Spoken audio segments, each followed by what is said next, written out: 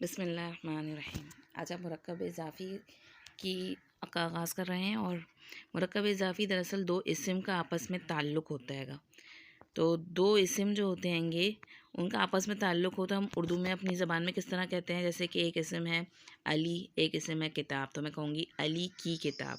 تو علی اور کتاب کے درمیان جو بیچ میں کی آ رہا ہے، یہ اس کی مرکب کے اضافت بتا رہا ہے کہ اس کا آپس میں ایک دوسرے سے تعلق ہے۔ تو عربی میں بھی دو اسم کا آپس میں جو تعلق ہوتا ہے گا وہ مل کے مرکب اضافی بنتا ہے گا، اور اس کی پہچان کس طرح سے ہوتی ہے کہ سب سے پہلی چیز تو کہ دو اسم جو ہوتے ہیں اس میں جو پہلا اسم ہوتا ہے وہ مضاف کہلاتا ہے، اور دوسرا اسم جو آگے آنے والا اسم ہوتا ہے وہ مضاف الیہ کہلاتا ہے، یعنی جس کی طرف اضافت کی جا رہی ہے، تعلق بیان کیا جا رہا ہے۔ جیسے ہم یہاں پہ دیکھتے ہیں آیات اللہ، تو اس کا ترجمہ کیا کریں گے، اللہ کی آیات۔ تو مضاف الیہ اللہ ہے کیونکہ اللہ کی طرف آیات کی اضافت کی جا رہی ہے، اس کا تعلق بیان کیا جا رہا ہے۔ تو اس میں دو آپ کو رول خیال رکھنا ہے گا، یعنی اس کی پہچان کے لیے دو اصول یاد رکھنے ہیں۔ ایک تو سب سے پہلے کہ مضاف جو ہوتا ہے گا وہ اس کا لائٹ ہوتا ہے۔ لائٹ کس طرح سے ہوتا ہے، نہ اس پہ ال ہوگا اسٹارٹنگ میں، نہ اس کے آخر میں تنوین ہوگا۔ ہم نے پڑھا تھا کہ جو اسم ہوتا ہے اس میں یا تو ال ہوتا ہے یا تنوین، لیکن مضاف میں نہ ال ہوتا ہے نہ تنوین۔ اور سیکنڈ رول یہ ہے کہ جو مضاف الیہ ہے وہ ہمیشہ حالت جر میں ہوگا۔ تو اگر دو اسم آ رہے ہیں اور اس کا لاسٹ والا اسم مضاف الیہ حالت جر میں، اور پہلے والے اسم پہ نہ تنوین ہے نہ ہی ال ہے، تو اس کا مطلب ہے یہ کیا ہے، یہ مرکب اضافی ہے۔ اب اس کی چند مثالیں دیکھ لیتے ہیں، پھر اس کی مزید ڈیٹیل انشاءاللہ ہم نیکسٹ کلاس میں کریں گے۔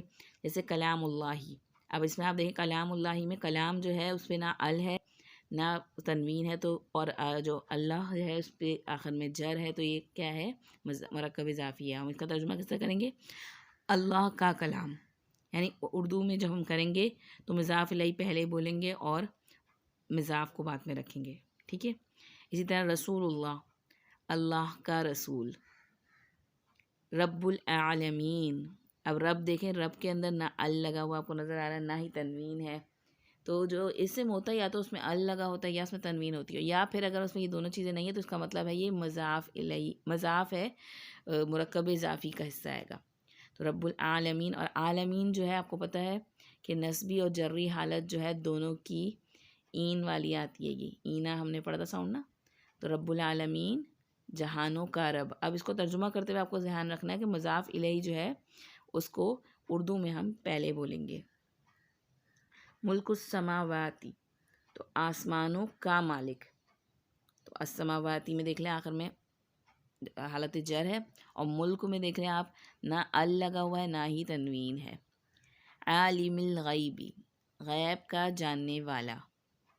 تو یہ ہمیں ایک تھوڑی سی پہچان ہے مرکب اضافی کی، اور مرکب اضافی میں کچھ ڈیٹیلز مزید آئیں گی، ان میں سے بہت سی تو ایسی ہوں گی جو ہم نے پہلے سنی ہوئی ہوں گی، لیکن اب اس کو ہم مرکب اضافی کے انڈر میں سمجھیں گے نا تو اور آسان ہو جائے گی، اور مطلب ایکسپلین ہو جائے گی، ہمیں آتی ہوگی لیکن ہم نے اس کو اس لحاظ سے نہیں دیکھا ہوگا، اور کچھ چیزیں ہمارے لیے نہیں آئیں گی، جیسے کہ لائٹ ورژن میں نے آپ کو بتایا تھا وہ ہمیں سیکھنا ہوگا، کیونکہ ابھی تو آپ کو لائٹ ورژن میں اس میں نظر آ رہا ہے کہ ال نہیں ہے اور پیش نہیں ہے، لیکن جتنا ہم اس کو مزید ڈیٹیل میں جائیں گے تو اس کی حالت تثنیہ اور جمع کی حالت جو ہوں گی وہ سب چیزیں تھوڑی کچھ کہیں چینج ہوں گی، تو انشاءاللہ تعالی ہم اس کے حوالے سے پھر لائٹ ورژن سیکھیں گے۔ تو اب ہم مرکب اضافی کی ڈیٹیلز میں انشاءاللہ جائیں گے۔